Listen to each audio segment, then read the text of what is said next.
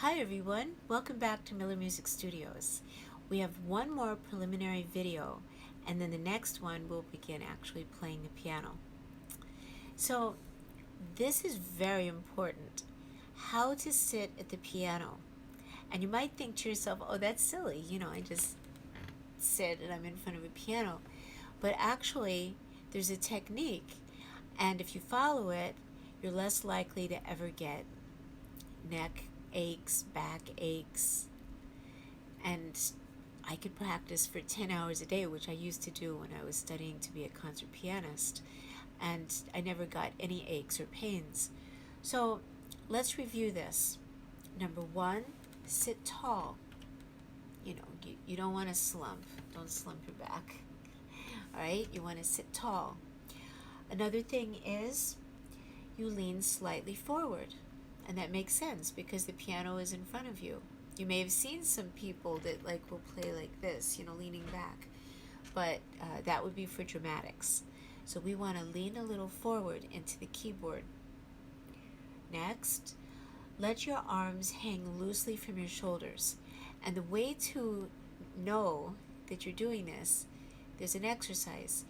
Lift your shoulders to your ears, if you could, and then just drop them. So I know your shoulders don't really reach to your ears probably, but pretend like you can. Let's do it together. Lift your shoulders up to your ears and just drop them down. And that's where your shoulders should stay when you're playing the piano. Your elbows should be slightly higher than the keys. Now, if you do this, which I'm going to show you, and you're too low, don't lift your shoulders to make your hands even with the keys. You'll have to sit on a pillow, or you could get like a drummer's chair that spins to get you higher or lower, depending on your stature. So let's look at the keys. So if you put a book or something flat, a flat surface underneath your arm, and you put that to the white keys and your fingers are curved, your wrist can be flat on the surface with your fingers curved, your elbow should be slightly higher than the keys. Your bench should be square with the piano. So your bench must face the keyboard squarely. So I'll show you what they're talking about here. So here's my bench, and we wouldn't want it to be a little crooked this way, a little crooked that way. We want it to be parallel with the keys, so facing it squarely. Your knees should be slightly under the keyboard. So here's the end of my knees. Now here's the keyboard. So you can see in the video by looking at the carpet, which is like a gray color. Now I'm going to put my knees slightly under the piano. And here's a way for you to know that you did that correctly. If you put your arms out, making fists, and if your knuckles here, the flat part of your knuckles, are flush against what's called the fall board, because it falls down, and you're sitting straight, then you're the correct distance from the piano. If you do that and your elbows are bent, you're too close. If you do that and you can't reach the key, and you can't reach the fall board, then you're too far away. So usually about this much of my knees, and pretty much all of my students, is under the keys, and then you know that you're seated at the right distance from the piano keyboard. Your feet should be flat on the floor, and your right foot may be slightly forward. Now there's a reason for this, and I'll show you. These are the pedals under the piano, and very often we use the right pedal. So we may as well put, when you're looking at your feet, put the right foot a little forward, and then if you're going to use the pedal, you can just move it to the left. Let's talk about finger numbers. Put your hands together like you're praying and point to yourself with your thumb, and you're number one. So the ones pointing to you are number one. So your thumbs are number one. Now, that would make your pointers 2, the tallest finger 3, the ring finger 4, and the pinky 5. So open up your hands, and I'm going to call out numbers first in order, and then I'm going to mix them up. Okay, wiggle finger number 1. That's your thumbs. Wiggle finger 2. That's your pointers. Wiggle finger 3. That's the middle finger. Wiggle finger 4. That's the ring finger. Wiggle finger 5. That's your pinky. Now I'm going to call them out, and you do it first, and then I'll do it to see if you got it right. Okay, wiggle finger numbers 2. Did you get it?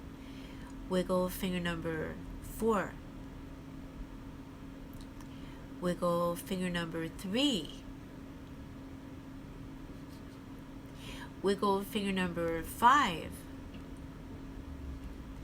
Wiggle finger number 1. Now we're going to talk about piano tones.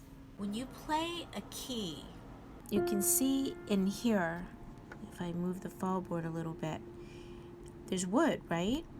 So there's a long piece of wood, and on the end of it,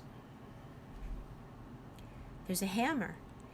And when you press the key down, it flings the hammer up, which hits the string. Now, on a grand piano, the strings are horizontal. On an upright piano, the strings are going to be vertical, and then the hammers are going to hit forward. You can see there's a hammer underneath that's coming up, and it's hitting the string, and the thing that's going up above that is the damper. When you let go of it, you can say it stops the sound, it dampens the sound. Those are the dampers. When you play a key, a hammer inside the piano, they said touches a string. I would say that it hits a string. It's a percussion instrument, and that makes a tone. When you drop into a key with a little weight of your arm in your hand, you make a soft tone. And when you use more weight, you make a louder tone. We'll do that in a minute.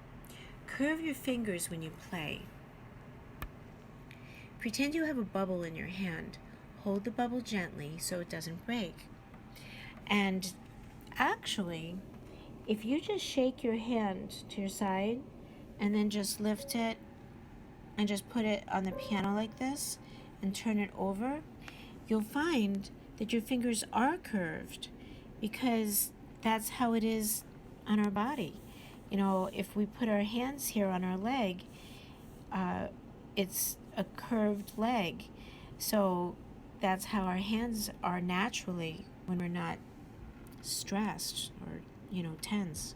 So we're going to either pretend like you have a bubble in your hand, or just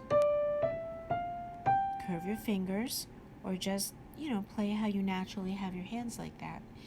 If you were going to, go like this because you're getting bored, you'll see your fingers are curved naturally. Number 1, play any white key with the third finger of either hand softly. See how many times you can repeat the same key, making each tone a little louder. So, let's do that. So I'm going to use my right hand. Finger number 3, now. 1, 2, 3, that's the middle finger. And your fingers are a little curved. And I'm going to drop into the key with a little weight. That's soft. A little more. A little more. A little more. A little more. So we're going to play with a medium loud, moderately loud tone. Before you play any key, you should always decide how soft or loud you want it to sound. So, alright, for the first pieces in this book, play with a moderately loud tone. So, let's talk about dynamics. This is very soft. That's double P, pianissimo. piano, which is a little louder, mezzo piano, which is a little louder, mezzo forte, which is a little louder. That's how they'd like us to play at this point. So that would be like,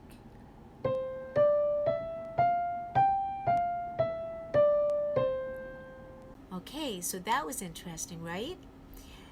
Our next video we'll begin playing together. I'll see you then. In the meantime, happy practicing. Here's your kiss.